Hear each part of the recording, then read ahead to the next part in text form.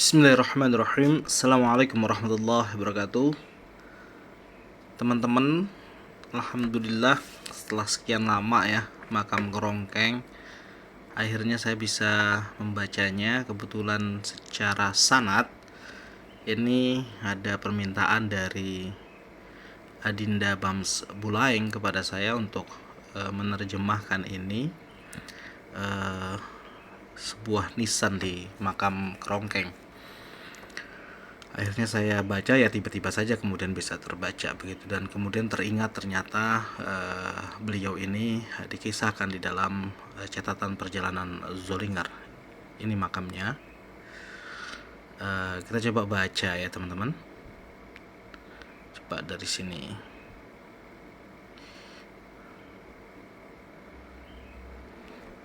Kita kirimkan Al-Fatihah untuk beliau. Lahul Fatihah. A'udzubillahi minasyaitonir rajim. Bismillahirrahmanirrahim. Alhamdulillahirabbil alamin arrahmanir rahim maliki yaumiddin. Iyyaka na'budu wa iyyaka nasta'in ihdinas siratal mustaqim siratal ladzina an'amta 'alaihim ghairil maghdubi 'alaihim waladdallin. Amin. Jadi di sini kita awali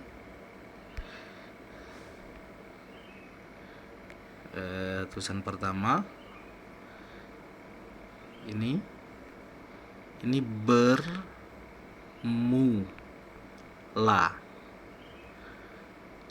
inilah. Jadi atasnya itu bermula inilah. Oke.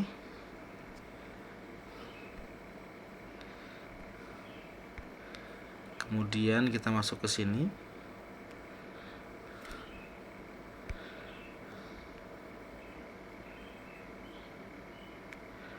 Oke.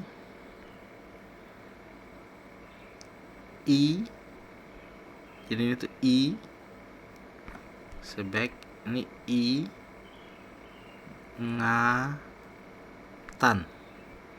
Ini tak dua ya, nun. Ini ingatan daripada.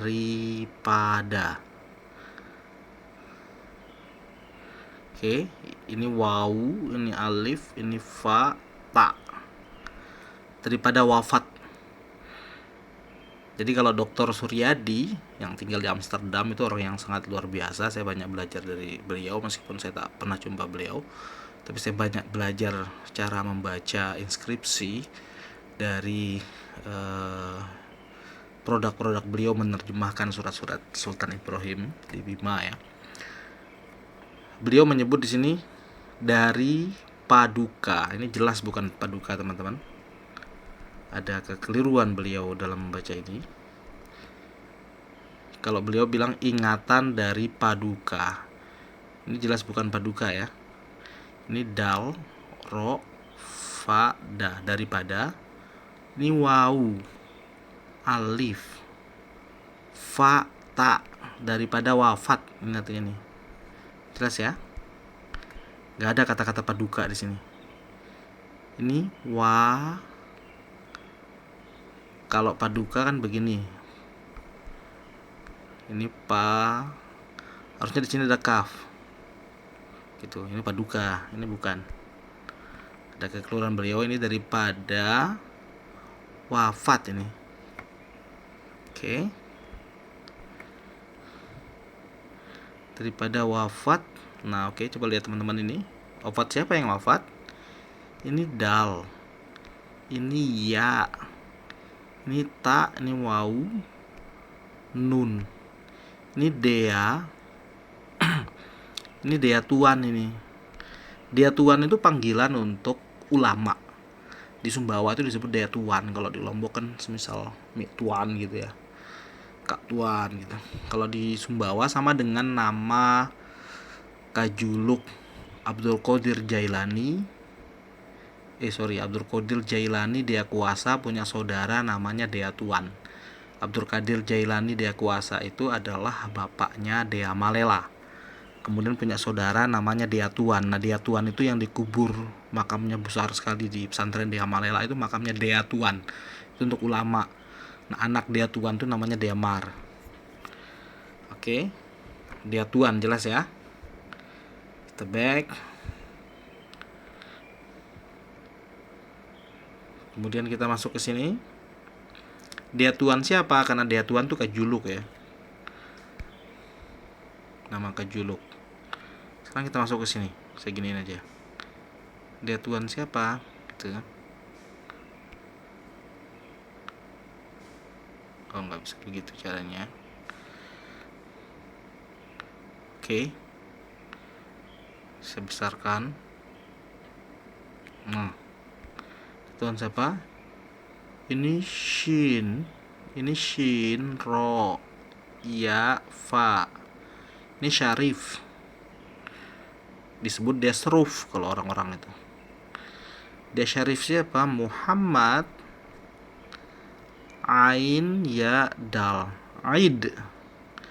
Nah, kalau beliau Dr. Suryadi menyebut Idrisah. Ini jelas tidak bisa disebut Idrisah ini. Ini Ain dal, ini ro. Ini ro. Ini akan tampak kalau bukan yang tampilan ini. Ini saya coba membacanya dengan berbagai tampilan foto yang ada ya. Kalau dari jauh nanti kelihatan tuh Idrus itu. Ini wow ini. Ini wow teman-teman. Jadi Ain dal ro wow, ini sin. Idrus ini namanya. Bukan Idris. Kalau Idris sah itu ya. Kalau Idris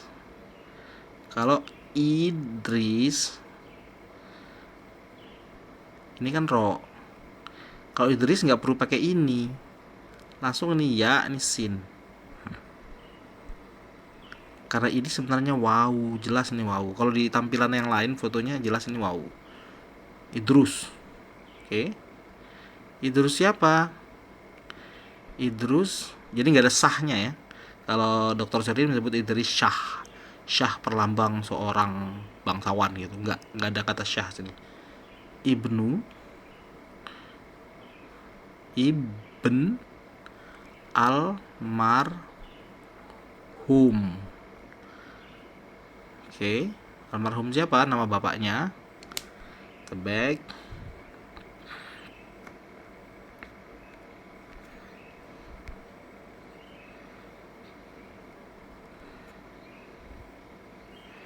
Nih, bisa dilihat.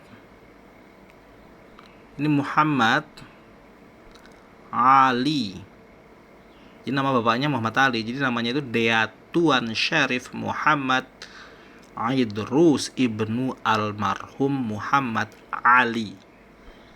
Kita lanjutkan. Ini pada tahun. Ini nun. Ini nun. Besarin lagi ya.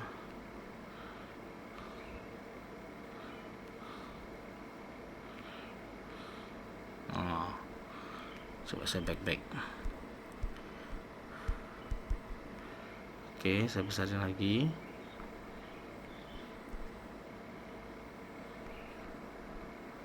Nah, Ali, ini Ali.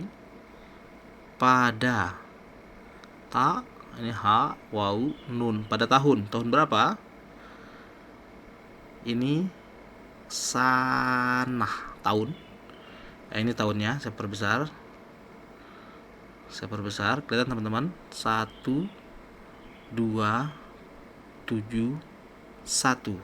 Kalau diambil dari jauh nanti teman-teman akan kelihatan tuh. 1271 Hijriah. Tahun berapa 1271 Hijriah? Itu 1855 Masehi. Kita lanjut. Nah, ini umum ini kalau teman-teman sudah biasa baca itu pasti ada kata-kata kepada. Ini dal, wawu, alif, 2. Oke ya, kepada 2 apa itu?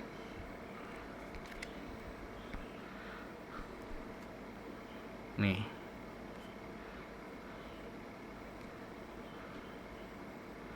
Dua apa? 12 hari. Kelihatan ya? Jadi tanggal 12 maksudnya kalau orang dulu bilang kepada 12 hari itu. Bulan apa? Ini bulan Oke, teman-teman bisa baca nih. Zul Hijjah, di bulan haji nih. Tanggal 12 bulan Zulhijjah. Hari apa? Coba kita akan lihat. Oke. Ini harinya teman-teman. Jumat. Luar biasa. Orang yang meninggal hari Jumat itu ma min muslimin yamutu fi yaumil jum'ah aw lailatal jum'ah, maka tidak akan mendapatkan siksa kubur orang meninggal hari Jumat itu, siapapun itu. Oke, hari Jumat meninggalnya. Kita lanjut.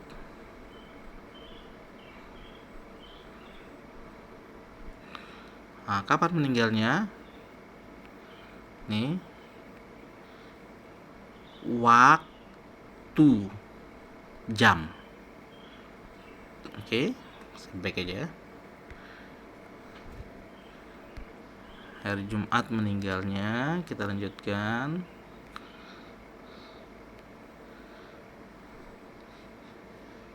Ini Jumat ya. Ini waktu, bisa terbaca ya. Jam. Ini jam. Ini fa, waw, pukul. Ini elong Zulhijjah tadi dihilangin. Nah, ini kaf, lam. Kaf, lam. Pukul artinya nih. Kalau Dr. Suryadi menyebut jam 2 ke 8, ya nggak mungkin lah, masa meninggal 2 jam 2 sampai jam 8 lebih duluan. Oke. Ini pukul ini Dr. Suryadi agak keliru membaca. Ini pukul berapa? Pukul 8. Jadi jam balu kabilin sendiri. Nah, jam 8 malam atau siang? Jam 8 siang. Jam balu jaga kabilin sendiri. Nah, kita lanjutkan. Allahumma ghafir warhamhu wa'fu anhu. Ini jelas, gak ada keraguan yang itu. Jadi kalau kita baca lagi teman-teman, yang tertulis di inskripsi makam Dea Suruf adalah bermula inilah ingatan daripada wafat Dea Tuan Syarif Muhammad Idrus Ibnu Almarhum Muhammad Ali pada tahun 1271 Hijriah atau 1855 Masehi kepada 12 hari bulan Zulhijjah, hari Jumat, waktu jam pukul 8 siang. Allahumma ghafir lahu warhamhu wa'fu anhu. Nah, itulah. Jadi nama beliau adalah Dea Tuan. Jelas ya teman-teman, Dea Tuan Syarif, disebut Seruf ya, Dea Tuan Syarif Muhammad Idrus Ibnu Almarhum Muhammad Ali. Nah, siapa beliau? Sekarang teman-teman akan saya tunjukkan tentang siapa beliau. Ini kita lihat ya, tahun 1855. Jadi di dalam catatan Zollinger, beliau ke Sumbawa itu tahun 1847 di bulan Desember. Kira-kira 8 tahun sebelum meninggalnya Dea Suruf ini. Nah, beliau bercerita tentang seseorang yang bernama Haji Ali. Saya tunjukkan teman-teman.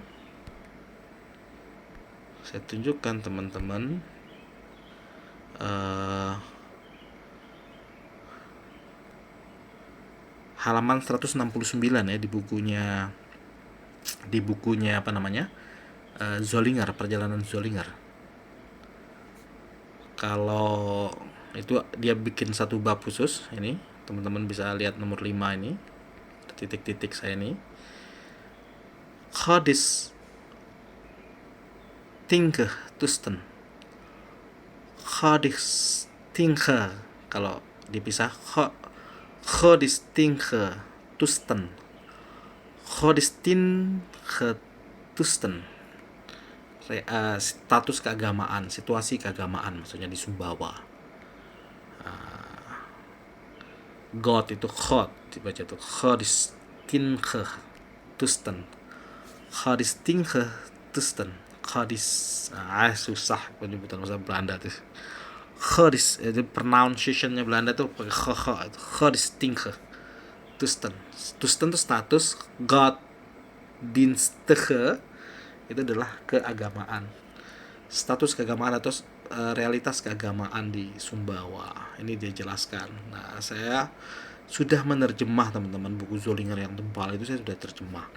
Saya bacakan saja terjemahannya ya teman-teman ya dari tulisan ini biar kita tahu apa yang beliau cerita. Ini teman-teman bisa baca, ini ada tulisan Haji Ali ya. Ini ya, tebal besar Haji Ali. Haji Ali ada banyak sekali tuh Haji Ali. Ini Haji Ali. Oke, ini juga Haji Ali. Oke, di Sumbawa. Tadi kan nama bapaknya di Asruf itu adalah Muhammad Ali. Nah, yang diceritakan di dalam cerita Zollinger itu adalah seseorang ulama yang sangat besar, yang sangat berpengaruh sebagai orang suci di Sumbawa, yang punya anak laki-laki. Yaitulah di Asruf itu. Nah, jadi kalau Zollinger ini saya artikan teman-teman, saya sudah terjemah. Kondisi religius atau kondisi keagamaan orang Sumbawa. Jadi Zollinger bercerita orang-orang di seluruh negeri Sumbawa itu beragama Islam. Het volk is een het. Seterusnya, orang-orang di seluruh negeri Sumbawa beragama Islam. Seperti yang telah dibahas sebelumnya, Muhammadan itu sebutan untuk orang Islam itu dulu disebut dengan Muhammadan. Nggak disebut orang Islam itu Muhammadan. Orang Belanda nyebutnya orang Islam itu Muhammadan. Nah, ini Muhammadans. Oke. Orang-orang di seluruh negeri Sumbawa itu beragama Islam. Seperti yang telah dibahas sebelumnya, orang-orang Muhammadan ini sangat fanatik dengan agamanya. Tampaknya kecenderungan fanatisme orang Islam di Sumbawa itu sudah terjadi sejak lama, kata si Zollinger. Karena di dalam catatan Tobias tahun 1808, ini teman-teman harus baca catatan Tobias ya tentang Sumbawa tahun 1808, dia tulis panjang sekali. Jadi Zollinger mengutip catatan Tobias. Karena di dalam catatan Tobias, ini Tobias, teman-teman baca. Nih, Tobias nih, nama orang.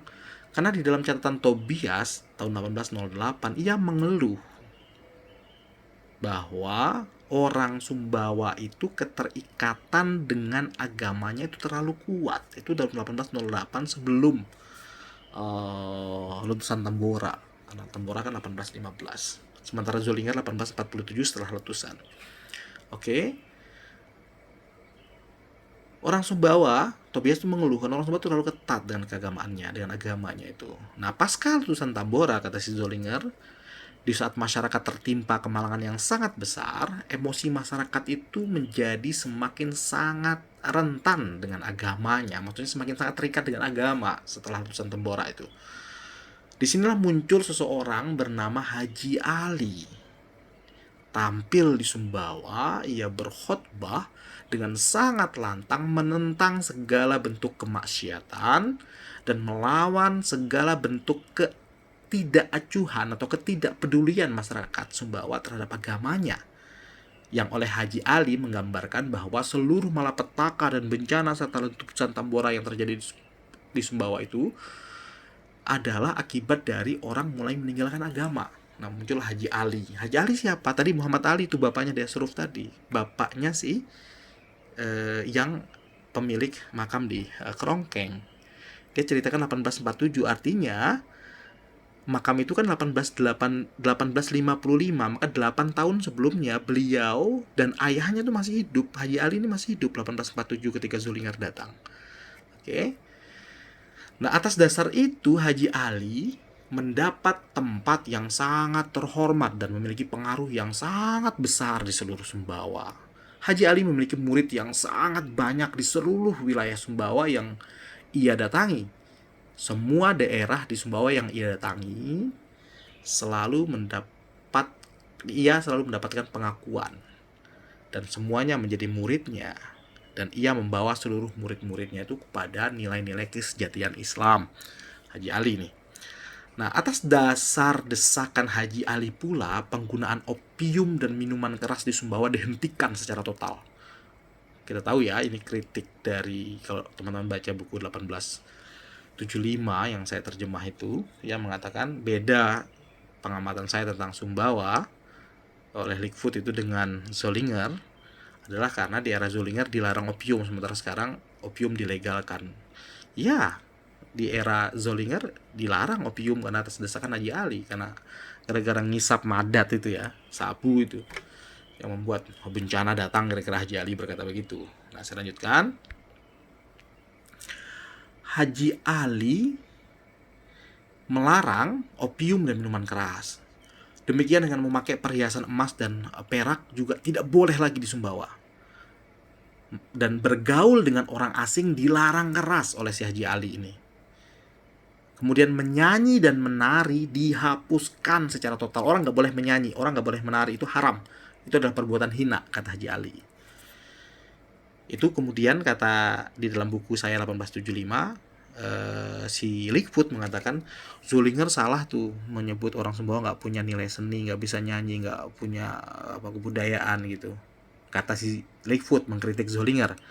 Ya tentu Zollinger fakta, karena memang saat itu orang masih terpengaruh dengan letusan Tambora yang membuat orang merasa terkutuk gitu, dianggap jauh dari agama. Maka pasca letusan Tambora sampai 1847 di era Zollinger itu memang betul tidak ada budaya seni di Sumbawa seperti yang dikatakan oleh Ligfoot itu. Dikritik kan Zollinger, tapi kan Zollinger jelas benar juga, kan berbeda situasi dengan di era Ligfoot 1875. Nah, di era Haji Ali ini dilarang total, orang semua nggak boleh nyanyi, nggak boleh seni, nggak boleh tari, karena itu adalah perbuatan yang haram. Nah, Haji Ali membuat pengaruh para ulama itu begitu meningkat. Dan ini yang ngeri, seluruh adat dan tradisi yang bertentangan dengan nilai-nilai dasar keislaman itu diatur ulang semua oleh Haji Ali, disesuaikan dengan nafas Islami. Jadi adat-adat yang tampak tidak sesuai dengan Islam itu, ini fanatik sekali Haji Ali ini ya, dirubah semua itu. Nah, kita lanjut. Ini ada halaman di bawahnya ya. Ini mungkin sudah lewat. Oke. Perhiasan emas dan perak yang dimiliki oleh masyarakat semua disita, kemudian dikirimkan ke Mekah. Meski Haji Ali tahu bahwa masih banyak orang yang menyimpan emas yang dititipkan di joa-joanya, di pembantu-pembantunya, di ulin-ulinnya. Tetapi pada dasarnya semua emas dan perak itu dirampas, dikirim ke Mekah melalui otoritas Sultan. Sultan itu patuh dengan Haji Ali itu. Oke, Ali hidup di usia yang sudah sangat tua dan dihormati sebagai orang suci di Sumbawa. Nah, ini menarik. Bapaknya Deasrup tahun 1847 itu sangat tua sudah umurnya, tapi dihormati sebagai saint, sebagai orang suci di Sumbawa. Nah, Haji Ali memiliki seorang anak laki-laki yang juga sangat berpengaruh, yang menjalankan peran dakwah ayahnya. Nah, inilah Deasruf. Jadi di era 1847, 8 tahun sebelum Deasruf meninggal itu, beliau pun sudah sangat dewasa ya, karena bapaknya sendiri sudah sangat tua, Muhammad Ali itu. Dan beliau yang mengganti peran ayahnya untuk berdakwah itu, dan juga ditempatkan sebagai orang yang sangat suci di Sumbawa, Deasruf itu. Oke, kita lanjut. Pengaruh Haji Ali, saya percepat ya. Pengaruh Haji Ali ini membuat para ulama mendapat tempat yang sangat prestisius di Kesultanan Sumbawa. Dan bisa dikatakan para ulama lah yang sepenuhnya memerintah negara. Para ulama ini jumlahnya juga terus meningkat, karena sekarang di Sumbawa baik tua dan muda semuanya pergi bersekolah ke Mekah. Padahal orang-orang yang berangkat ke Mekah itu adalah orang yang dulunya pernah ditangkap karena melanggar aturan-aturannya Haji Ali. Dia adalah para pencuri, penipu yang dikirim ke Mekah justru untuk didenda. Ini kata si Zollinger, ini agak sinis Zollinger menyebut orang-orang yang berangkat ke Mekah, mungkin kayak Zainuddin Tepal, itu adalah orang-orang yang sebelumnya ditangkap karena melanggar perintah yang dibuat oleh Haji Ali, kemudian hukumannya adalah disekolahkan di Mekah gitu. Nggak tahu ini benar atau tidak, ini karena ini sinis nih terhadap Islam kan si Zollinger nih. Oke. Bisa jadi ya, karena memang di era Amrullah itu banyak sekali orang yang berangkat ke Mekah. Tapi kalau menurut Zulinger, orang-orang yang berangkat itu adalah orang-orang yang memakai emas, memakai perak, atau melakukan kesalahan-kesalahan yang dibuat itu, kemudian disanksi. Hukumannya adalah diberangkatkan sekolah ke Mekah melalui emas-emas yang dikumpulkan dari seluruh orang Sumbawa, karena nggak boleh lagi pelihara emas, nggak boleh lagi patik emas kan, orang Sumbawa dikirim ke Mekah untuk nyekolahkan orang-orang ini. Itu kata Zollinger. Nah, teman-teman bisa berdiskusi tentang itu. Tapi ini fakta yang diungkapkan oleh Zollinger. Nah, orang Arab, kata si Zollinger, meski tidak memiliki ilmu dan pengetahuan tentang agama, namun mendapat tempat sebagai orang suci di tengah masyarakat Sumbawa. Orang-orang Arab ini terus menghasut orang-orang untuk menyerang dan membenci orang Kristen. Bahkan kini orang-orang Arab di Sumbawa itu memiliki kekuasaan yang sangat besar, karena Sultan Amrullah sepenuhnya disetir oleh mereka. Nah, Zollinger nyebut nama sultannya, namanya Sultan Amrullah. Karena Sultan Amrullah sepenuhnya disetir oleh orang-orang Arab. Sultan Amrullah menempatkan orang-orang Arab sebagai pemegang otoritas spiritualnya. Luar biasa ya, jadi orang Arab mau bisa ngaji nggak bisa ngaji, asal dia orang Arab di era Sultan Amrullah itu langsung jadi syah, kira-kira begitulah. Kan bahasanya si Zollinger agak sinis. Oke, kita lanjut. Meski fanatisme keagamaan yang diterapkan oleh Haji Ali sedikit demi sedikit mulai luntur karena pertumbuhan ekonomi yang mulai membaik di Sumbawa, kesejahteraan masyarakat yang mulai meningkat, sehingga nafsu untuk ingin bersenang-senang dan berpesta lagi mulai muncul. Nah, itu loh. Kalau negaranya sejahtera, itu kadang agama semakin ditinggalkan itu. Nah, di Sumbawa di 1847 tampak ekonomi sudah mulai baik, sehingga keinginan untuk berpesta, menari, menyanyi, segala macam itu mulai muncul lagi, kata si Zollinger. Namun, kata Zollinger, karena saya berada di Sumbawa selama bulan puasa, maka saya masih menyaksikan betapa ketatnya orang Sumbawa menjalankan ibadah.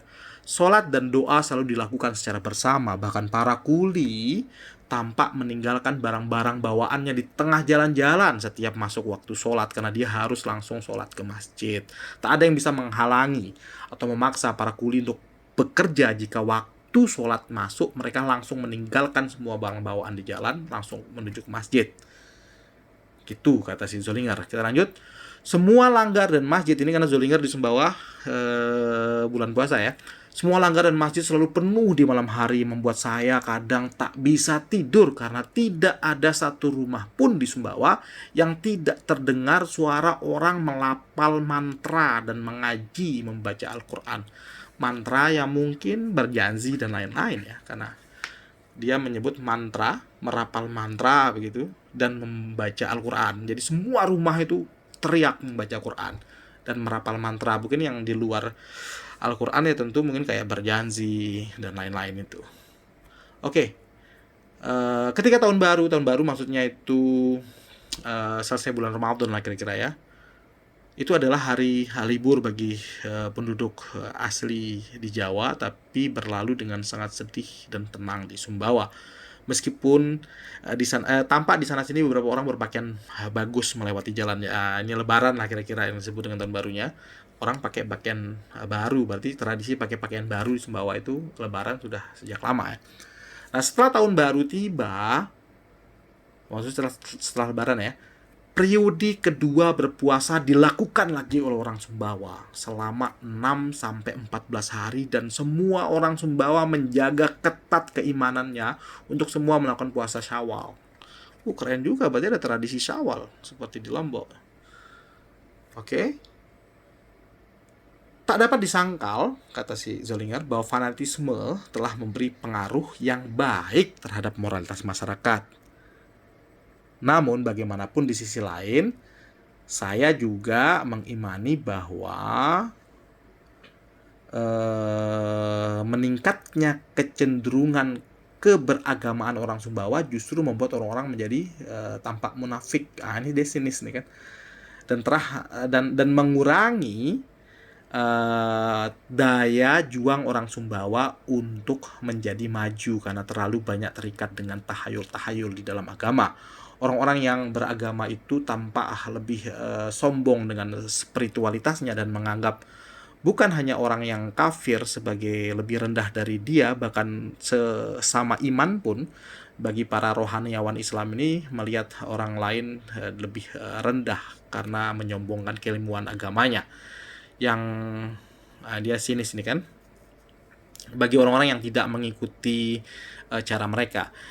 Jika para ulama-ulama Islam ini mengorbankan semangat kefanatikan, tidak menghentikan semangat fanatisme Islam orang Sumbawa, maka Sumbawa tidak akan maju, karena kemajuan itu tidak mungkin berjalan sejalan dengan agama. Agama membuat orang hidup dalam tahayul, hidup dalam kemunafikan, merasa sombong dan lain-lain. Orang Sumbawa harus mulai meninggalkan agamanya jika mau maju. Itu bahasa sih Zolingan. Nah, tapi teman-teman, yang kita lihat di sini yang menarik adalah tentang Haji Ali. Tadi kita lihat ya di dalam nisan daripada Dea Tuan Syarif, Dea Tuan Suruf ya, Dea Tuan Syarif Muhammad Idrus Ibnu almarhum Muhammad Ali. Nah, jelas Muhammad Ali yang dimaksud oleh Zollinger adalah Muhammad Ali yang tampak di dalam inskripsi ini. Jelas. Karena tahunnya sama kan, 1847. Nah, 8 tahun setelahnya meninggallah anaknya Haji Ali.